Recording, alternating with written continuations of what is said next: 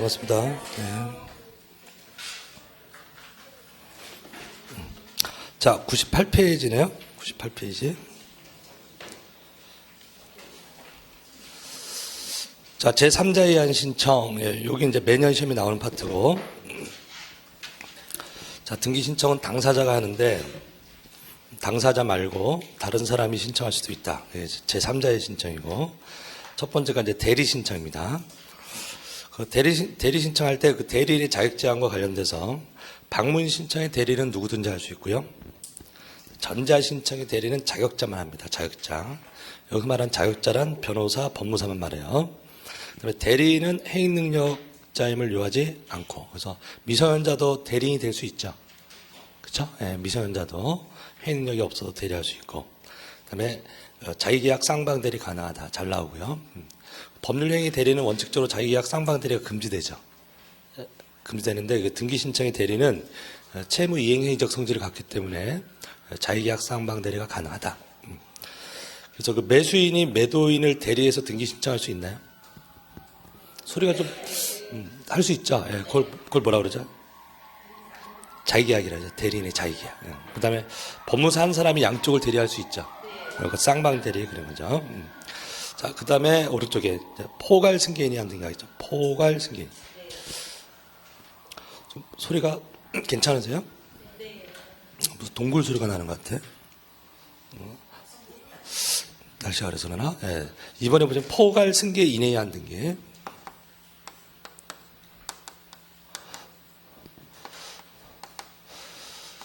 자, 갑을 사이에 매매 계약을 했어요. 했는데 아직 등기 신청 전에 갑자기 그 매도인이 돌아가셨다. 사망을 했다. 자, 그럼 이 소유권은 자식이 한 명 있다. 그러면은 상속이 된다. 상속이 포괄 승계고. 자, 그럼 상속이라고 하는 것은 포괄적 승계이기 때문에 권리만 승계되는 게 아니라 의무도 승계된다. 그래서 이제 이 소유권은 병으로 가죠. 병을 뭐라고 한다? 상속인 또는 포괄 승계인. 포괄 승계인 그러고 돌아가신 분을 피승계인. 그러니까 피승계 여기서 일로 넘어가는 거잖아요. 그래서 받는 사람을 승계인, 이 사람을 피승계인이래요. 그러니까 울리죠.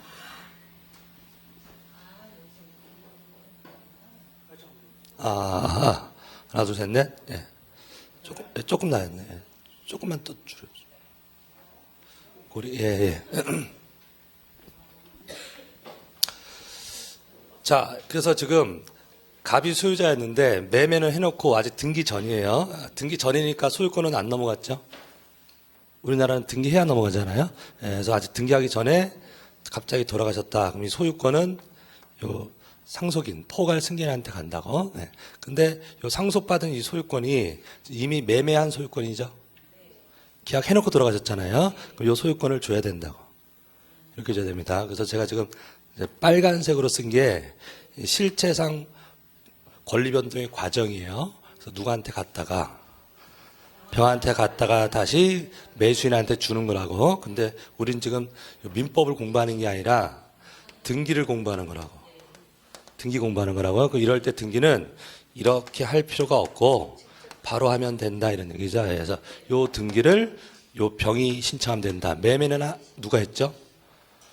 갑이 했잖아요. 그럼 갑이 원래 등기 신청해야 되는 거잖아요. 당사자가 해야 되는데 당사자가 갑자기 돌아가시고 하면은 상속인 같은 포괄 승계인이 이 등기 신청할 수 있다. 예, 요 등기를 포괄 승계인에 의한 등기라고 합니다. 그래서 2번 이제 제목 다시 보시면 누구에 의한 등기 신청?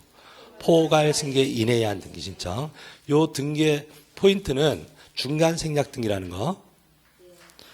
이거 할 필요가 없다고. 예, 두 번 할 필요가 없고 바로 넘기면 된다고. 그래서 중간 생략 등기가 허용된다. 예, 동그라미 보면 중간 생략 등기. 그래서 상속 등기 거칠 필요가 없다.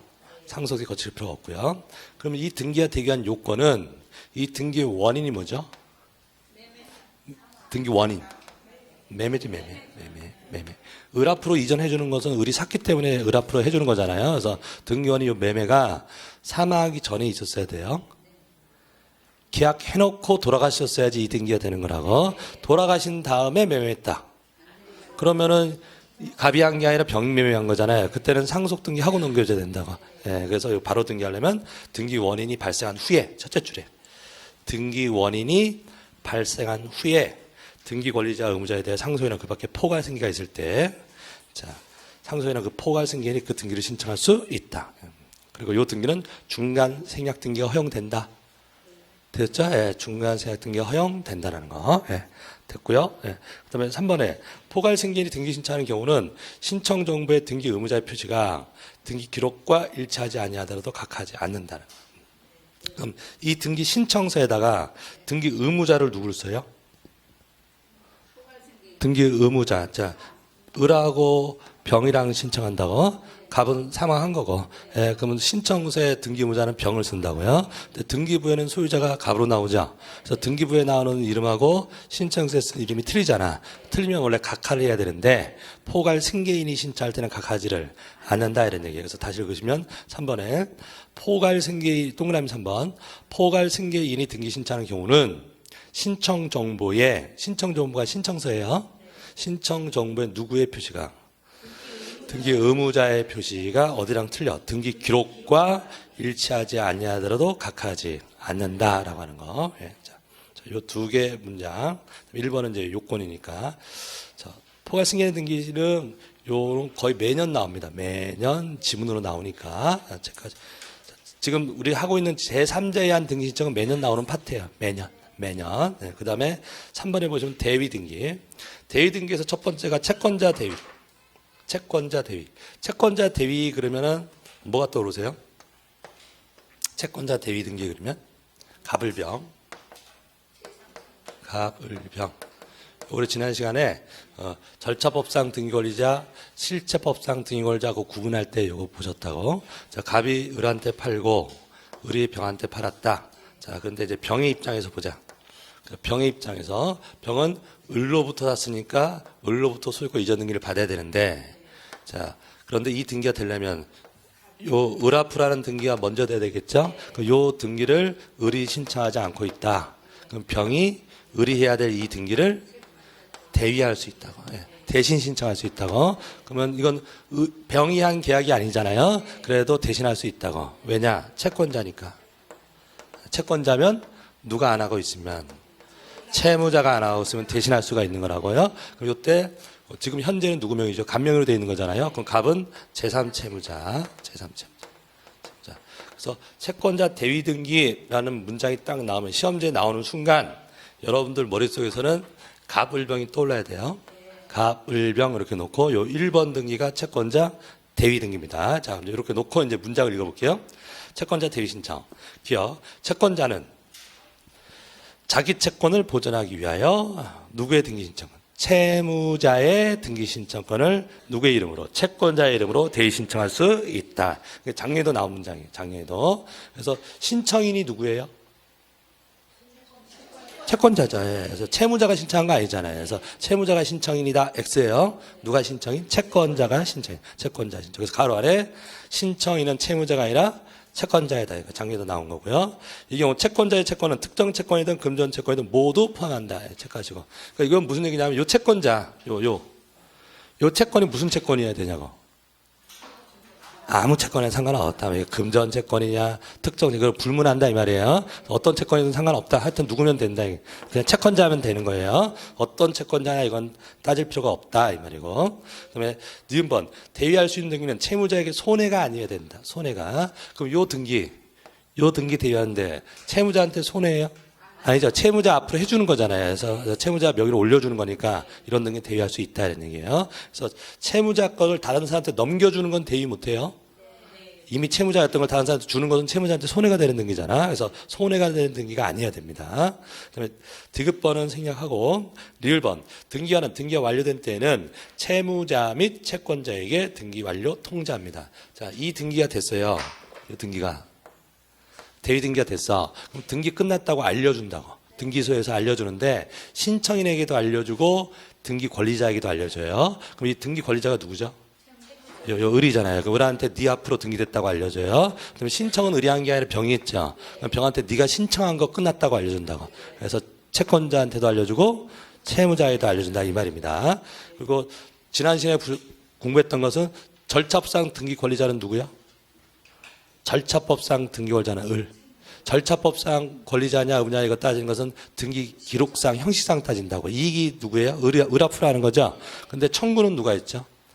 병이 있죠. 그래서 청구하는 사람을 실체법상 등기 권리자라고 한다. 그래서 실체법상 등기 권리자는 병, 절차법상 등기 권리자는 을. 이렇게 다른 거 그때 공부했던 겁니다. 예. 잘 하셨고요. 예, 넘깁니다. 그다음에 미음번에 채권자의 채권자가 대위권을 행사할 수 있다. 이건 대위의 대위도 가능하다. 대위의 대위도 가능하고, 그다음에 비읍번 대위에 의해 등기를 진행할 경우 그 등기에는 대위자의 성명, 주소, 대위원을 함께 기록한다. 예, 이것도 나온 거죠. 예, 그래서 지금 을 앞으로 등기할 때, 요 등기할 때요 소유자 누구로 나와요? 소유자 을. 아니, 지금 요 등기, 요 소유권 이전 등기 한 거라고. 을 앞으로 했잖아요. 그럼 등기부에 소유자 을 나온다고. 등기부에 소유자 을 해놓고 밑에다가 대위자 병이라고 써요. 등기부에다가. 등기부에서 우리가 대리인은 등기부에 안 나와요. 대리인. 법무사가 대리인이야. 그럼 등기부 보면 대리인, 법무사 누구 이런 거 안 나오잖아요. 근데 대리인은 등기사항이 아니에요. 근데 대위자는 등기사항이라고. 그래서 등기부에다가 대위 등기일 때는 누구도 쓴다. 대위자도 쓰는데 이때 대위자를 쓰는데 대위자는 권리자는 아니죠. 대신 신청한 사람이잖아요. 그래서 인적사항 쓸 때 주민등록 번호는 안 써요. 권리자를 쓸 때는 인적사항 3개 다 써. 성명, 주소, 주민등록번호 쓰는데 대위자를 쓸 때는 성명, 주소만 씁니다. 그래서 맨 끝에 주민등록번호 X라고 하는 말 이해되세요? 그래서 이것도 이제 작년에 냈던 거. 지금 이거 다 다른 파트에서 낸 거예요. 다 다른 파트에서. 자, 그 다음에 구분건물 소유자의 대위. 요거 이제 대위 등기를 먼저 또 냈고, 요것도. 지금 그 기업번 읽어보시면 구분건물의 표시 등기 대위해가지고 구분건물 소유자 중 일부가 보존 등기를 신청하는 경우 나머지 구분건물의 표시 등기를 대위하여 신청할 수 있다. 자, 지금 글을 읽으셨어요. 예. 그럼 이제 떠오르는 그림이 있나요? 떠오르는 그림? 떠오르는 그림.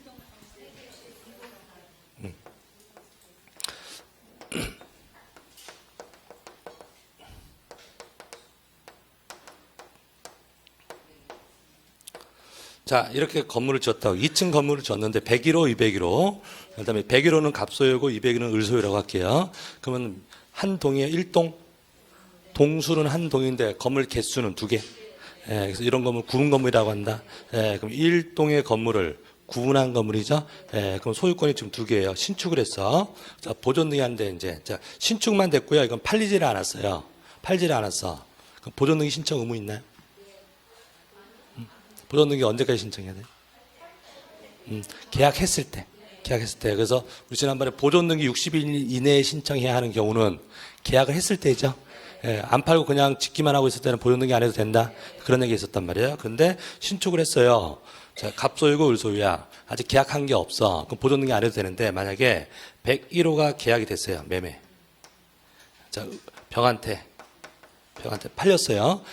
201호는 안 팔렸어. 예, 그럼 이제 갑은 무슨 의무가 있죠? 보존 등기 신청해야 돼. 팔았으니까 이전 등기 해주려면 보존 등기를 먼저 해야 될 거 아니에요. 그래서 이 보존 등기를 며칠이나 해야 돼요.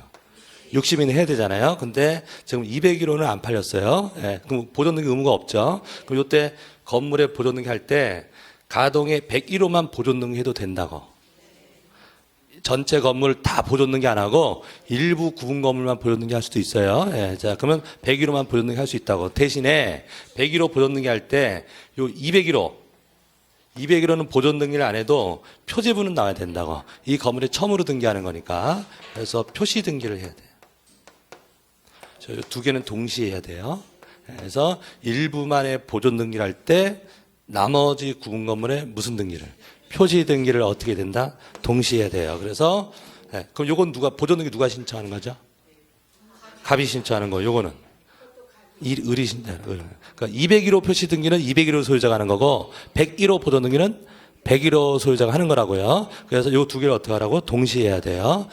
그런데 만약에 을은 지금 마음도 안 좋아요.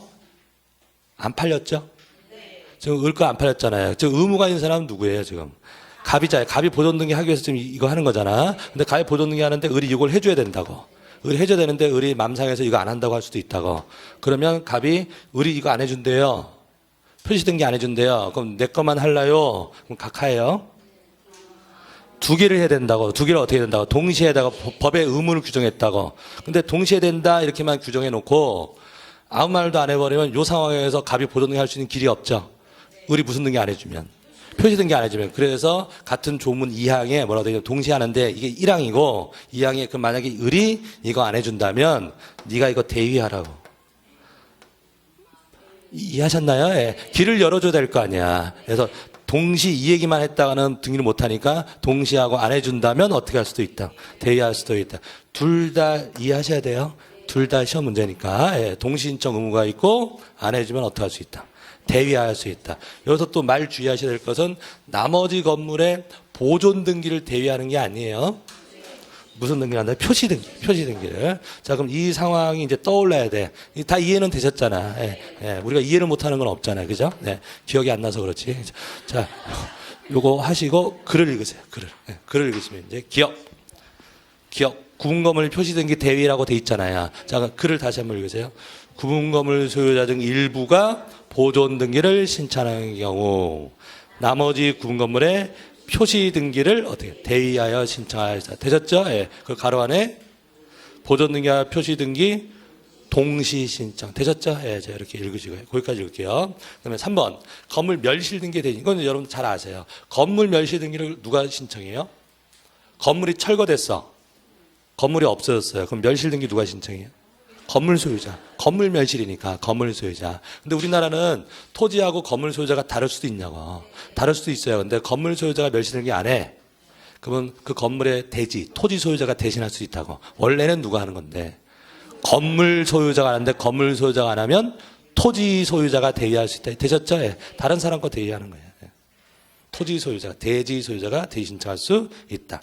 그다음에 수용에 대한 등기 신청. 자, 수용할 때 사업 시행자가 수용하는 사람, 사업 시행자가 소유권 이전 등기를 하려고 하는데 우리 지난 시간에 단독 신청 공부했죠.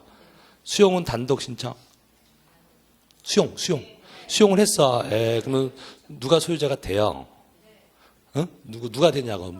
사업 시행자가 수용한 날 소유권 취득했죠. 그럼 이제 등기를 하는데 소유권 이전 등기한다고. 소유권 이전 등기를 단독 신청해요. 예, 단독 신청하는데 그 수용 당한 옛날 그 토지 소유자가 옛날에 해놨어야 될 등기가 있을 수도 있다고.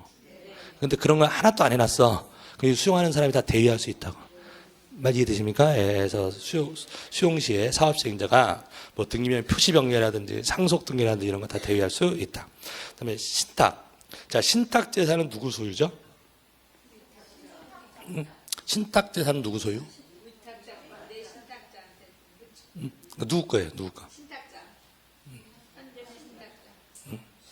누구 거죠? 수탁자 소유, 수탁자 소유, 수탁자. 자, 세법에서는 위탁자라고 하시고, 신탁법에서는 수탁자입니다. 예, 지난번에도 말씀드렸는데, 항상 세법에 밀리는 것 같아. 이게 세법 시간에 공부한 걸 그냥 각인시켜가지고.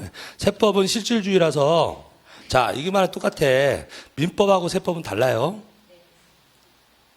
민법하고 세법은 다른 얘기 하는 거라고. 자, 우리 민법에서 매매했어요. 잔금 치렀어. 소유권 취득해요? 아니지. 등기를 해야 소유권 취득 아니야. 그게 민법이라고, 민법. 자, 세법에서는 등기 안 해도 잔금 치르면 취득한 것으로 쳐? 무슨 얘기인지 이해돼요. 세법에서는 세금 낼 때는 등기 상관없다고. 세법은 실질주의야. 민법은 형식주의고. 그러니까 민법은 민법 논리로 하는 거고 세법은 세법 논리로 하는 거예요. 다른 논리예요. 관통하는 논리는 없어. 법 목적이 다른 거라고. 그러면 우리가 부동산을 맡겼다. 믿고 맡기는 걸 뭐라 그래? 신탁이라 그래. 믿고 맡기는 걸 뭐라고 한다고? 신탁. 지금 얘기하는 건 신탁법상 신탁을 말해요. 뭘 말한다고요? 신탁법상 신탁. 그럼 원래 누구 거였어요? 그러니까 누가 누구한테 맡긴다고 그래? 위탁자가 수탁자한테 맡기는 거야. 원래 누구 거였어요? 위탁자였다고. 여러 가지 이제 목적을 위해서 맡기는 거야. 그래서 세법에서는 원래 누구니까 원래 위탁자가 그러니까 실질주의에서 위탁자 소유다 해서 세금관리에서 위탁자 소유로 친다고. 그런데 이제 신탁법에서는 소유권 넘어간 거라고. 그 누구 거? 수탁자 거예요. 그래서 등기법은 신탁법 얘기하는 거니까 등기법 시간에 신탁재산은 누구 거예요? 그럼 수탁자 거라고 해야 돼. 등기법 시간에는 누구 거? 수탁자. 세법 선생님 물어보면은 위탁자 이렇게 얘기하시고 다른 얘기 하는 거예요. 근데 어느 학원을 가든지 다 위탁자래. 다 위탁자. 그러니까 공시가 세법한테 밀리는 거지.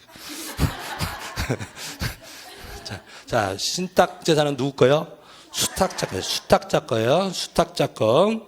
그래서 신탁했으면 신탁 등기를 해요. 그 신탁 등기를 수탁자가 하는 거라고. 누구 거니까. 수탁자 거니까 수탁자 단독 신청. 지난 시간에 단독 신청할 때 했어. 단독 신청. 98페이지에. 자, 97페이지 보시면. 97페이지에 보시면 공사 단독 신청. 보이세요? 네. 97페이지에 단독 신청. 매년 시험에 나오는 단독 신청 등기들 해서 1, 2, 3, 4, 5, 6, 7, 8, 9 보이세요? 네. 1, 2, 3, 4, 5, 6, 7, 8, 9 하면은 다 단독 신청 등기잖아요. 그래서 넘겨보시면 11번. 11번.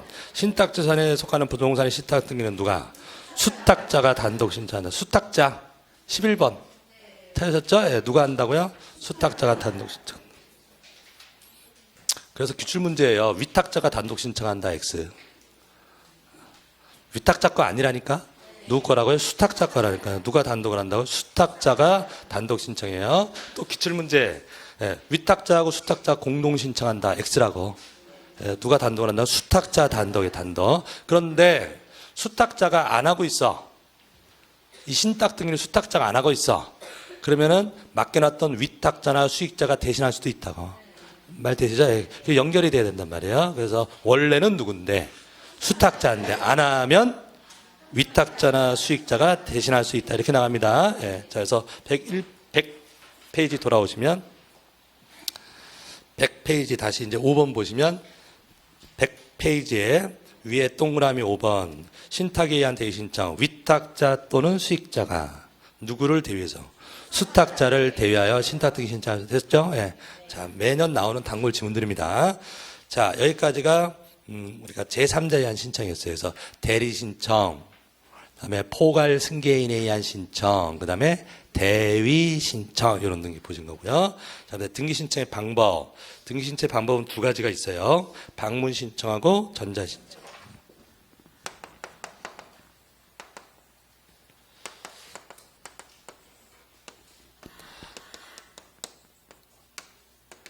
전자신청은 등기소에 가서 신청서 제출하는 거, 그러니까 서류로 내는 거, 이게 무슨 신청? 방문신청. 전자신청은 인터넷으로 전송하는 거, 파일 전송해서 신청하는 것이 전자신청. 두 가지 방법이 다 가능하고, 그 다음에 우리가 뭐 날인 이런 얘기 나오는 건 여기만 해당하겠죠. 그러니까 도장 찍고 하는 것은 종이에다가 찍는 거니까 전제가 그렇고요.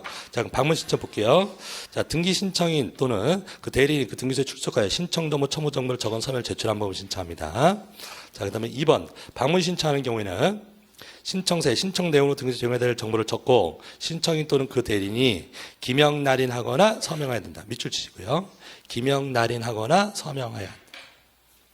신청인이나 대리인이 뭐라고요? 기명 날인하거나 서명하래요. 그래서 기명 날인하고 서명해야 한다. X. 기출문제였죠. 딱 한 번 그렇게 냈어요. 원래 그런 문제 유형은 그런 유형 문제는 등기법 유형이 아닌데 그 중개사법 시간에 내는 문제 유형이죠. 또는이냐 미치냐 이거 구분하는 거 있잖아요. 그런 등기법에서는 그런 문제 잘 안 내는데 한 번 딱 냈어요. 그래서 기명 날인하거나 서명한다. 도장을 찍든지 아니면 사인하든지 그 얘기하는 거잖아요. 예, 그 얘기였고요. 그다음에 3번 서면에 적은 문자의 정정, 삽입 또는 삭제를 한 경우에 그 글자수를 나누어 적으면 문자 아래로 가로 붙이기 또는 날인 또는 서명. 여기도 뭐라 돼 있죠? 날인 또는 서명해야 된다 이렇게 돼 있죠. 예. 이 날인을 뭐라고 하죠? 이 날인을 뭐라고 하죠? 이건 지금 3번 문장은 정정인을 얘기하는 거예요. 뭐 할 때 정정할 때 고칠 때 정정인하라 이런 얘기예요. 정정인은 전원이 해야 돼요. 고치는 거잖아요. 그래서 혼자 마음대로 고치면 안 되니까 정정인은 누구? 전원이 해야 됩니다. 전원. 자, 그다음에 4번에 전자표준 양식. 여러분들 이렇게 둘로 나눌 때요. 여기는 제한이 있어요. 안 쓰셔도 되는데 옆에 다 나오니까. 이것과 달리 방문 신청과 달리 이 전자 신청은 자연인하고 법인만 돼요. 그래서 비법인 사단은 못 해요. 할 수가 없고, 이 자연인은 사용자 등록을 해야 되고, 법인은 전자증명서. 지금 뭐 얘기하는 거냐면 방문 신청은 제한이 없어. 근데 무슨 신청은? 전자 신청은 아무렇게나 하는 게 아니라고. 일정한 뭐가 있다. 제한이 있다. 시험에 내면 이거 내는 거죠. 이걸 물어보는 거잖아요. 제한이 있는 게 어떤 제한이냐 이런 걸 물어보는 거잖아요. 그래서 전자 신청, 방문 신청과 달리 다 되는 게 아니라 이 두 사람만 한다고. 자연인하고 법인. 우리 지난번에 등기할 수 있는 사람 세 사람이었죠. 자연인, 법인, 비법인 사단자. 문중도 등기할 수 있잖아요. 근데 문중이 등기하는 방법은 이 방법이라고. 방문해서 하는 것이지 인터넷에서 전자신청할 수는 없다. 제한이라고요. 그래서 비법인 사단은 안 돼요. 그다음에 우리 자연인이 전자신청을 하면 이걸 해야 돼요. 뭘 해야 된다고? 사용자 등록을 먼저 해야 돼. 사용자 등록번호가 나와야 돼요. 그다음에 법인은 전자증명서를 발급해서 합니다. 이런 게 다 제한인가? 아무렇게나 하는 건 아니다. 이런 거 받아와서 해야 된다. 그러니까 뭐가 돼? 제한이라고 제한. 그다음에 이 대리도 자격자만 해요. 자격자 대리인 그러면 변호사, 법무사 얘기합니다. 그럼 아까 방문 신청은 누구든지 대리인이 돼? 방문 신청은 누구든지 대리할 수 있다고. 그래서 공인중개사도 대리할 수 있다고. 업으로만 안 하면. 근데 요거 전자 신청은 아무나 할 수 있는 게 아니라 변호사, 법무사만 대리인이 될 수 있다고. 되셨죠? 그래서 전자 신청 내면은 요거 내는 거예요. 전자 신청 쪽에서 시험 문제 내면 요거 내는 거라고. 자, 그런데 자, 지금 이제 보시면 아까 동그라미 4번 전자 표준 양식에 의한 신청. 입으로 한번 하세요. 무슨 신청이라고? 전자 표준 양식에 의한 신청 그랬죠? 예. 그럼 그거는 여기예요, 여기예요. 방문 신청이에요, 전자 신청. 예, 방문 신청이라고. 자, 다시 국어. 전자 신청이 아니라 양식이 무슨 얘기인지 아세요? 양식이 무슨 양식이라고? 전자 표준 양식이라고. 전자 표준 양식이 전자 표준 양식. 뭔 얘기냐면 요 방문 신청은 신청서에다가 써서 내겠죠. 신청서를 써서 낸다고요. 그랬더니 이게 지금 워낙 이게 사람들이 글씨가 개발세발이다. 글씨가 사람들이 직접 수기로 써서 낸다고 해요. 신청서를. 그랬더니 이게 무슨 글씨인지가 몰라. 그래가지고 만든 제도예요. 그래서 신청서를 프린트를 뽑아서 내라고. 말 이해되셨나? 그래서 그 인터넷 등기소 가면 양식이 있다고. 거기다가 타자 쳐가지고 프린트로 뽑아서 내라고. 이걸 뭐라고 한다고? 전자표준 양식. 이해되시죠? 그럼 프린트 뽑아서 내? 뽑아서 내는 거니까 무슨 신청이에요? 방문신청. 앞에 전자자 들어간다고 전자신청이 아니라고. 되셨죠? 예, 그럼 이걸 이폼 신청이라고 해요. 예.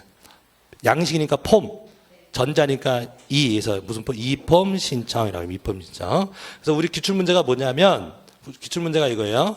전자 표준 양식에 의한 등기 신청은 사용자 등록이 없어도 할 수 있다. 전자 표준 양식에 의한 신청은 사용자 등록 없이도 할 수 있다. 맞는 말이라고. 무슨 신청이 아니니까. 전자 신청이 아니니까. 매칭 시키겠다고 해. 그러니까 이런 얘기들은 뭐 할 때만 하는 얘기야? 전자 신청할 때만 하는 얘기예요. 그럼 이폰 신청은 비법인 사단도 할 수 있나?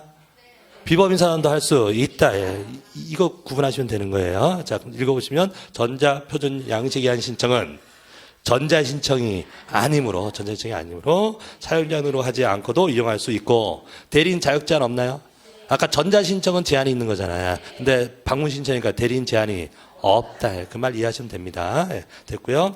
자, 이제 전자 신청 할게요. 전자 신청 미리 좀 쭉 훑어보셨다고.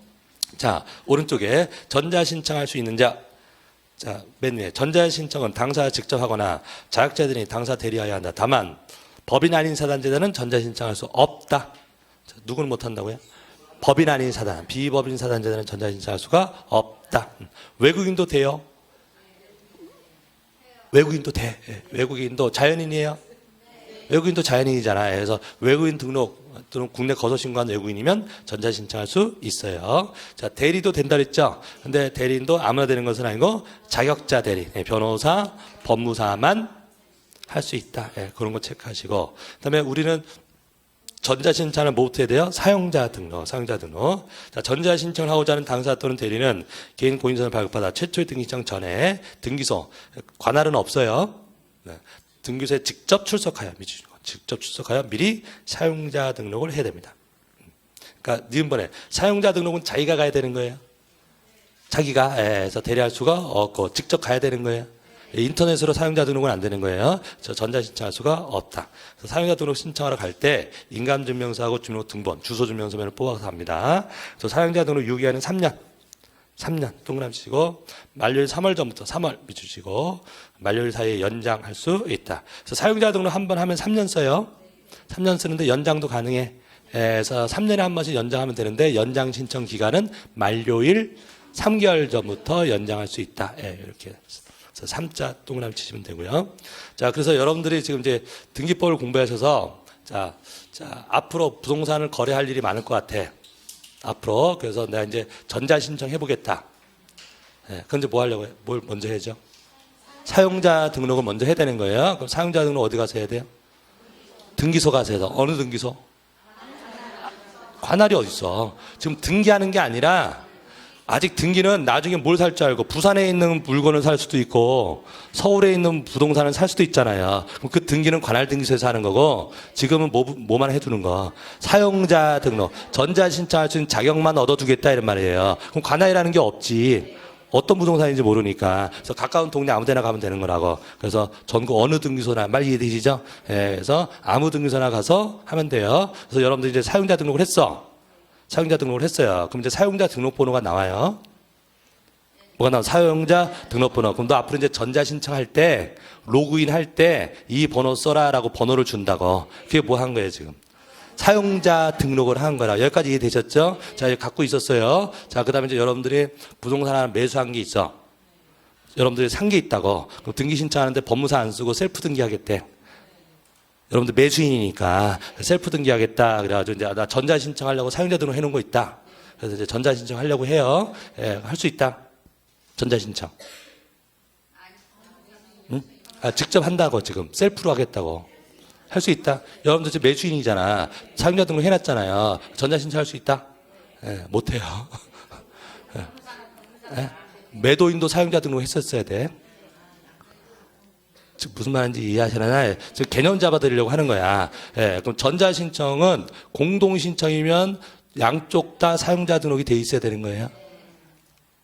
말이 되셨나? 그래서 공동신청이면 전자신청도 공동으로 하는 거라고.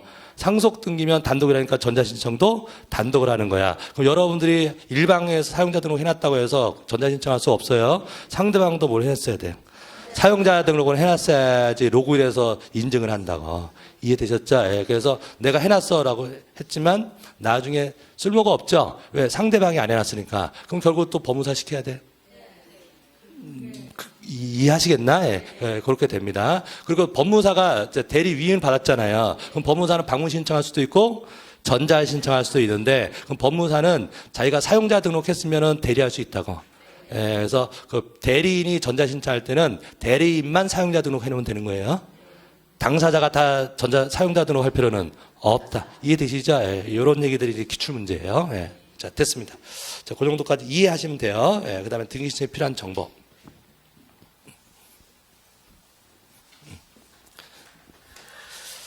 자, 등기 신청할 때 내는 서류입니다. 정보를 제공해. 정보를 제공. 신청 정보하고 첨부 정보. 정보라고 하는 말은 서면으로 읽으시면 돼요. 서면 또는 서류, 서 이렇게. 그러니까 등기 신청할 때 정보를 제공하는데 신청서 내요. 등기 신청서 써서 낸다고. 신청서를 이렇게 불러요. 신청 정보. 첨부 서류도 내. 첨부 뭐 주민등록등본이라든지 인감증명서 이런 것도 첨부할 거 아니에요. 첨부 서류를 뭐라고 한다. 첨부 정보 이렇게 합니다. 자, 그럼 이 신청 정보가 요새 시험에 계속 나오고 있는데 두 가지 파트로 나눠요. 첫 번째가 1신청주 예외인 일괄 신청. 자, 읽어볼게요. 등기 신청 정보는 1건 1신청주의가 원칙이에요. 뭐라고요? 1건 1신청주의. 말 그대로 건당 신청서 하나씩 내는 거예요. 그러니까 등기를 2개를 신청하면 신청서를 2개 내야 된다고. 등기별로 신청서 하나씩 내라고. 그걸 뭐라고 한다? 1건 일신청제. 그게 원칙일 거 아니에요. 근데 시험은 이제 예외를 내는 거니까 밑에 일괄 신청, 예외, 일괄 신청. 그러니까 일괄 신청이라고 써져 있는 거 보이시죠? 예. 그거는 무슨 뜻이냐면 여러 개의 등기인데 한 장의 신청서에다 한꺼번에 신청하는 거. 한꺼번에 신청하는 걸 뭐라고 한다? 일괄 신청 보자. 조문에 이렇게 되어 있어요. 등기 목적과 등기원이 동일하거나 그 밖에 대법원 규칙 정한 경우에는 같은 등기소 관할 내에 있는 자 같은 등기소 관할 이게 대전제겠네. 여러 개의 등기가 다 관할이 달라. 그럼 따로따로 내야 되는 거잖아요. 그럼 한 장에다 한꺼번에 신청할 수가 없다고. 그러니까 대전제는 뭐가 같아야 돼? 관할이 같아야 돼. 관할이.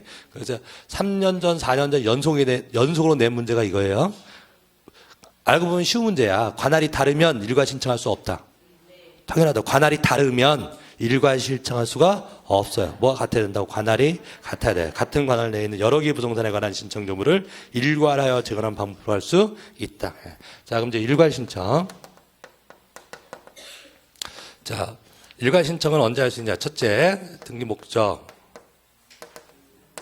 등기 원인이 동일한 경우. 그 다음에 두 번째, 대법원 규칙을 정한 경우. 자, 조문을 다시 읽어보실래요? 이게 법률이에요, 법. 등기법 규정이에요. 자, 다시 등기 목적과 등기 원인이 동일하거나. 이 얘기죠. 등기 목적과 등기 원인이 동일하거나. 그 다음에 대법원 규칙을 정한 경우. 대법원 규칙. 둘로 나눠진다고. 등기 목적과 원인이 동일한 경우 또는 대법원 규칙을 정한 경우에는 같은 등기소 관할 내에 있는 여러 개의 부동산에 관한 신청을 일괄하여 신청할 수 있다. 이게 일괄 신청이에요. 자, 첫 번째. 자, 등기 목적과 등기 원인이 동일한 경우.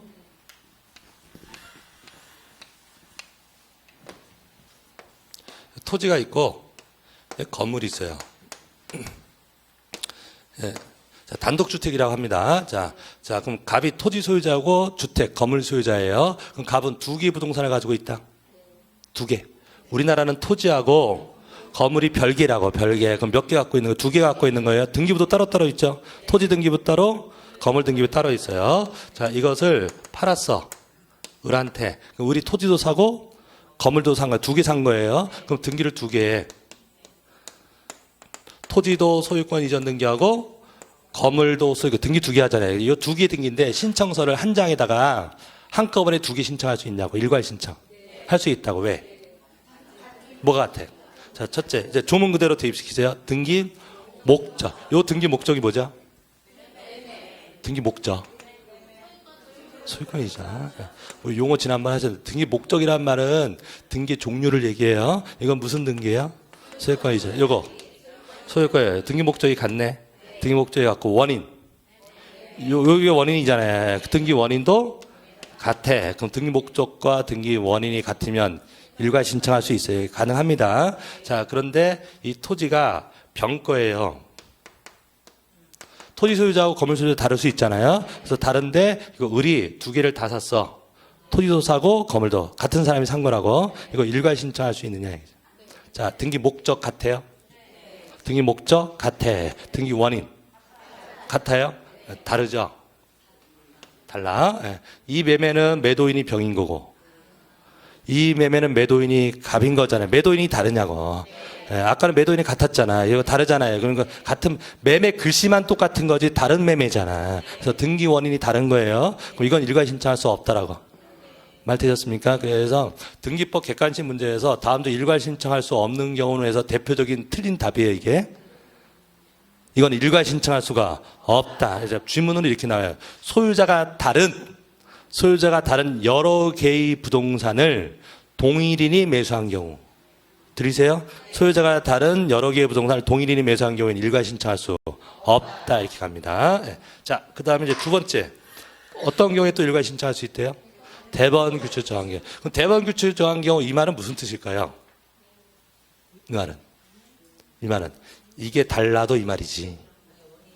원래는 뭐가 같아야 되는데 등기 목적과 원인이 같아야 일괄 신청한다 했잖아요. 근데 등기 목적과 원인이 달라도 여기서 정한 게 있으면 일괄 신청할 수 있다 이 말이겠죠. 네, 이렇게 됩니다. 그래서 여기 4개가 나와요. 우리 중개사 시험에 4개 다 나왔어요.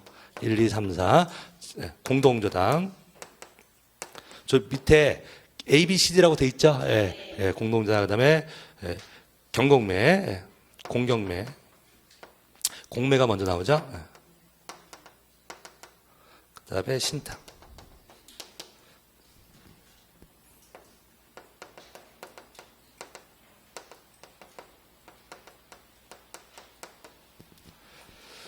자, 여기서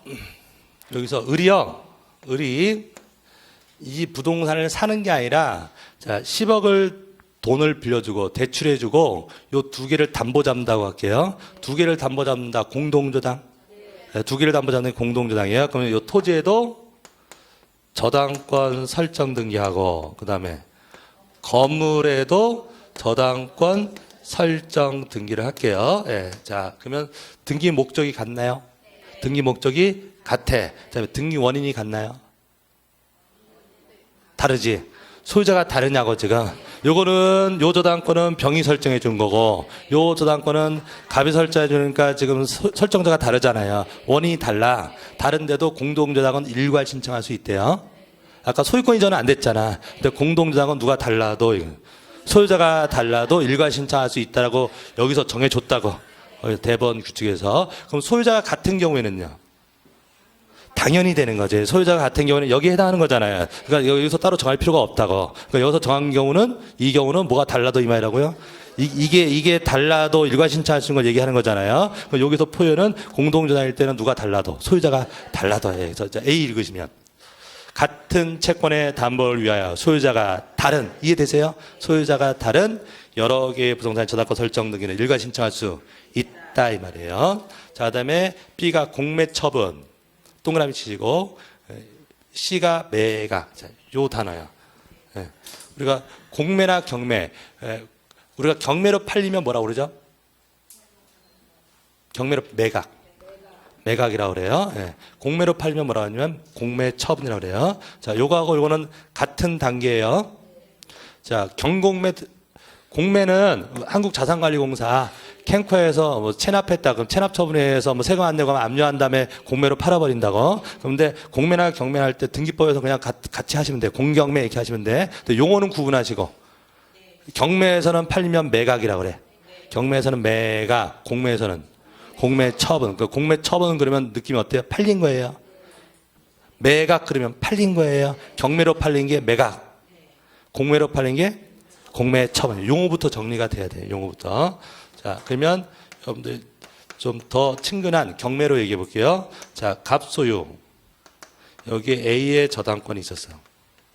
자, 근데 이 물건이 경매에 들어갔어. 경매로 팔렸어. 을이 낙찰자예요. 낙찰자. 그럼 뭐 됐다 그래요? 매각됐다 그래. 경매로 팔렸다고. 그럼 뭐가 됐다고? 매각. 그래서 우리 공부했던 거, 을은 경매로 산 거죠. 그 언제 소유권 취득해요? 경락대금 틀린 말은 아닌데 용어부터 정리하자고. 지금은 이렇게 얘기한다고. 뭐라고 한다? 매각. 그래서 매각대금을 완납했을 때. 기억나시죠? 현재 법률 용어는 매각대금을 완납했을 때. 옛날 이름은 경락대금. 틀린 말은 아니에요. 매각대금을 완납하면 소유권 취득해요. 근데 등기하나요? 등기해요, 다. 아니, 아까 그 얘기는 등기를 안 해도 소유권은 취득해. 언제? 매각대금을 완납하면 소유권 취득하는데, 여러분들이 낙찰됐어. 그럼 등기 안 하고 있지는 않는다고. 다 등기한다고, 등기. 예, 그럼 등기를 한단 말이에요. 예, 그럼 이때 등기는 일단은 소유권 이전 등기하나? 누가 낙찰자 앞으로 소유권 이전 등기. 원인은? 매각. 예, 매각을 원인으로 하는 소유권 이전 등기. 이거 법원에서 촉탁해줘요. 경매 법원에서 뭐 한다고? 촉탁을 해줘요. 예. 그 다음에 요거 없어지나요? 요 저당권. 요 지금 요 경매 부동산에 A의 저당권이 있었잖아요. 근데 매각됐다고. 그럼 요 A는 배당받는다고. 그래서 요건 소멸하는 권리예요. 매각으로 인하여 소멸하는 권리. 그럼 이 등기 없애야지. 말소해야 될 거 아니에요. 그럼 무슨 등기? 말소 등기. 그럼 이게 매각되면 등기가 여러 개 등기가 된다고. 을 앞으로 무슨 등기도 하고, 소유권 이전 등기도 하고, 없앨 거 있으면 말소 등기도 하잖아요. 요 등기도 촉탁하고 요 등기 촉탁하는데 등기 목적이 달라요. 하나는 이전이고 하나는 말소. 등기 목적이 틀리잖아요. 그런데도 이건 한꺼번에 일괄 촉탁한다고. 촉탁서 한 장에다가 한꺼번에 한다 이 말이에요. 그래서 지금 이해되시죠? 뭐가 달라도, 이게 달라도 대법원 규칙 정한 거. 그래서 경매 끝났을 때, 그다음에 공매 끝났을 때는 다 일괄에서 처리합니다. 일괄, 촉탁. 자, 그다음에 오늘 신탁 등기요. 자, 갑 소유. 자, 갑이 이 부동산을 을한테 맡겼다. 믿고 맡겼다. 신탁을 했어요. 그럼 갑을 뭐라 그래요? 위탁자. 을을 수탁자. 그다음에 수익자가 따로 있을 수도 있어요. 예, 그래서 이렇게 되는데 그럼 신탁을 하면 무슨 등기하느냐 이 말이에요. 신탁을 하면. 자, 그럼 소유권 넘어간다 그랬죠? 소유권 넘어가니까 소유권 이전 등기해요. 일단 2등기 먼저 해야 돼. 소유권 이전 등기 먼저 하고 그다음에 이 신탁 계약한 내용을 공시해. 그게 신탁 등기예요. 등기 2개 해요. 무슨 등기하고 무슨 등기? 소유권 이전 등기하고 신탁. 등기 2개죠? 등기 2개. 등기 목적이 다른가? 하나는 소유권 이전이고 하나는 신탁. 목적이 다르잖아요. 그래도 신탁 등기는 일괄 신청하래. 뭐가 달라? 등기 목적이 달라도 2개의 등기를 신청서 하나로 일괄 신청합니다. 신탁 등기도 장애 또 냈고. 이해 다 되시죠? 예, 그래서 요 4개 기억하시면 돼요. 그래서 등기 목적과 원인이 같은 경우 또는 등기 목적과 원인이 달라도 대법원 규칙 정한 4가지 경우. 대법원 규칙 정한 4가지 경우는 일괄 신청할 수 있다. 4가지가 공동저당, 그다음에 경공매.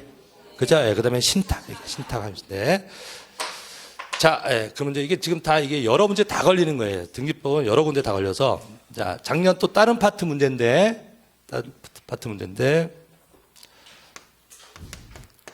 갑이 을한테 팔아요. 팔면서 특약을 했어요. 특약하면서 무슨 특약했냐면 다시 사오겠다라고 미리 예약을 해놨어. 그게 무슨 특약?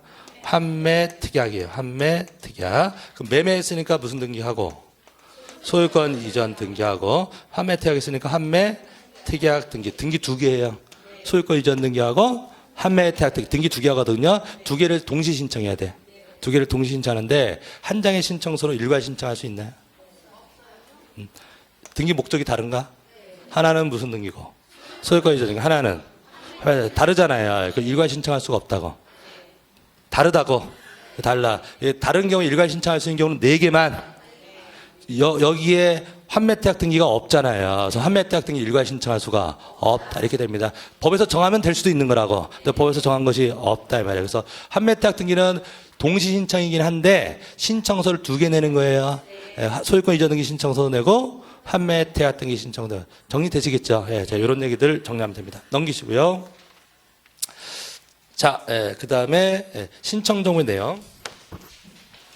신청서에 쓰는 내용 중에서 필요적 정보라는 말이 나오고요. 오른쪽에 임의적 정보라는 말이 나요. 자, 필요적 정보는 꼭 써야 되는 내용이고 오른쪽 임의적 정보는 약정 있으면 쓰고 없으면 안 쓰는 거. 자, 102페이지 하고 있습니다. 102페이지에 자, 위에 양가로 2번 제목이 뭐예요? 신청 정보의 내용 동그라미 1번이 필요적 정보 오른쪽 동그라미 2번이 임의적 정보 둘로 나눈다고. 그래서 신청서에 쓰는 내용이 꼭 써야 되는 내용은 뭐라고 하고 필요적 정보로 그다음에 약정이 있으면 쓰고 없으면 안 써도 되는 것은 임의적 정보. 그럼 뭐가 중요하겠습니까? 필요적 정보 쪽이 중요해요. 필요적 왼쪽에. 그래서 작년에 또 여기서 한 문제 낸 거예요. 꼭 써야 되는 거죠. 첫 번째 부동산 표시하고요. 기업 부동산 표시하고 니은번에 뭐 쓰고 신청인 쓰고 신청인 쓸 때 거기 보시면 자연인이면 성명서 주민번호 쓰는데 법인 같으면 대표자도 써요. 비법인 사단인 경우에 대표자도 써요. 대리이면 대리인도 쓰고 대위자도 써요. 그럼 그 사람을 쓸 때 주민등록 번호까지 쓰는 사람은 비법인 사단의 대표자죠. 그 밑에 쪽에서 삐쭉 하나 더 튀어나온 게 보통은 뭐까지만 쓰는데 성명 주소까지만 쓰는데 비법인 사단은 대표자의 뭐까지 쓴다. 주민등록 번호까지 쓴다. 그럼 대위자, 대리인 이런 사람들은 어디까지만 쓴다. 성명 주소까지만 쓴다 이 말이에요. 예. 그래서 작년 문제가 이거 낸 거예요. 작년에. 예.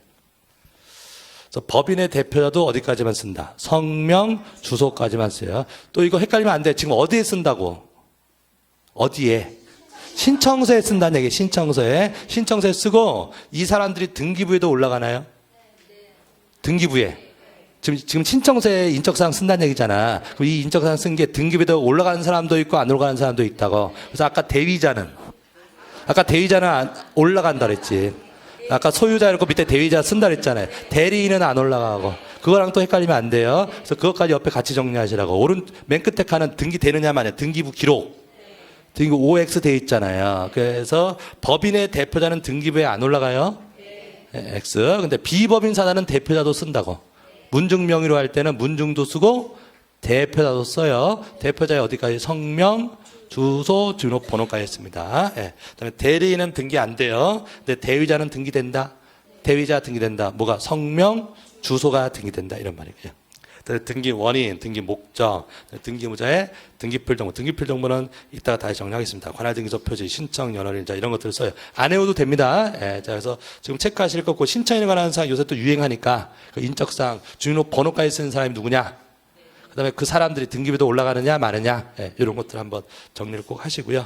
여기까지 신청 정보 하시고 원인 증명 정보 나오는데 이건 좀 끊어서 갈까요? 좀 쉬었다가 이것도 다시 가도록 하겠습니다.